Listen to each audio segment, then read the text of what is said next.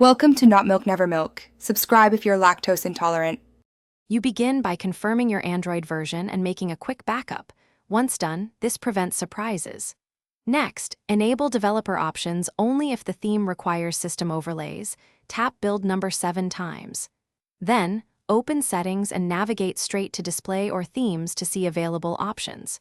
You start changing visual elements immediately.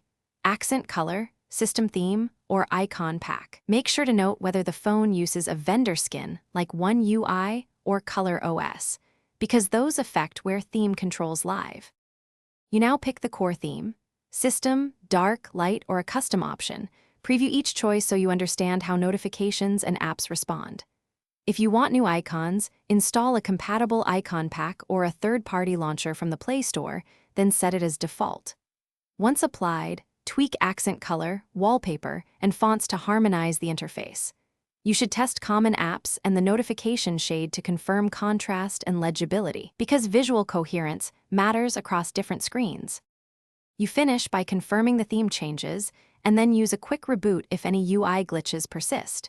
Reboot often resolves transient rendering issues.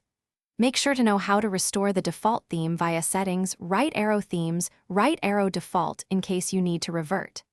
If problems occur, clear the launcher cache, update the launcher and theme apps, or disable conflicting overlays from developer options. One troubleshooting tip: uninstall recent theme packages first, because they commonly cause